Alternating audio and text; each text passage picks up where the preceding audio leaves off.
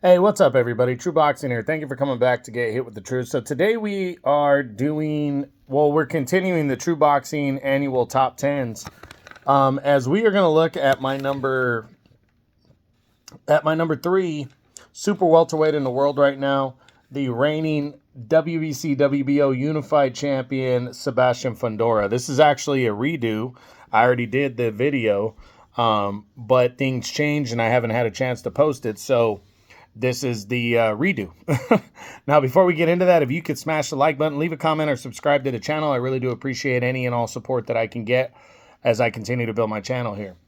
So Fundora entered the year coming off of that brutal knockout loss to Brian Mendoza in the upset of the year, knockout of the year against Mendoza, and was trying to bounce back. But he got a big break. The WBC gave him an opportunity to fight for their vacant title against Sergey Bohachuk, and that was going to be on the Amazon Prime pay-per-view debut card, and it was a big opportunity. He was coming in a heavy favorite, but just about, God, it was within a week of the main event, of the fight happening. The main event was Tim Tszyu and Keith Thurman. Keith Thurman had to pull out of the fight with an injury, and Tszyu and the PBC offered Sebastian Fundora the fight, and it would be for the WBO and WBC titles. So Fundora would get a monster opportunity here to win two belts. And after 2 rounds, Tim Tszyu looked good. He was landing the harder shots and was looking like he was on his way to what people were projecting already to be his night, because he was the favorite coming in. But in the 3rd round, after Tszyu had already broken Fundora's nose, Fundora inadvertently landed an elbow to the top of the head, the forehead of Tim Tszyu, that opened up a very bad cut. And from there, with his bloody nose and Tim Tszyu's cut on the forehead, it ended up being a bloody war. But Fundora was outworking Tim Tszyu. And after 12 hard-fought, bloody rounds, Sebastian Fundora scored an upset 12-round split decision and captured both the vacant WBC and the WBO titles, defeating the then number 1 in the division, Tim Tszyu. So it really turned Sebastian Fundora around. He became a world champion for the first time.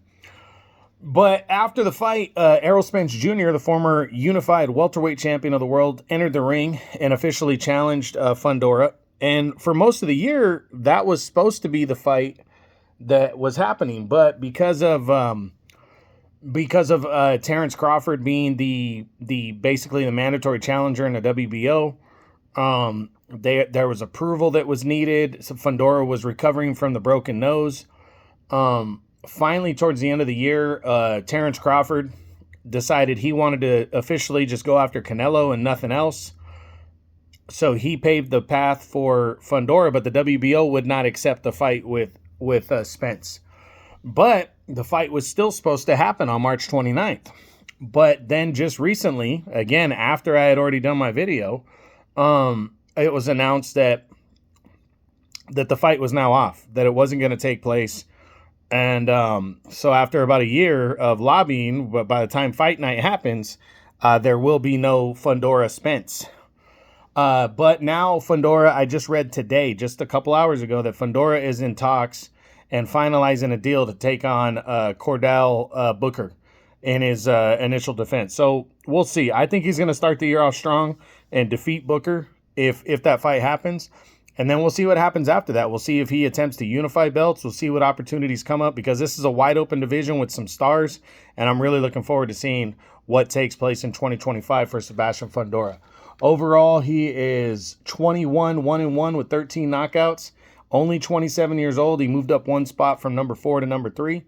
And that's it. That's what I got. So that is my number 3 super welterweight in the world right now, as the True Boxing annual top 10s continue.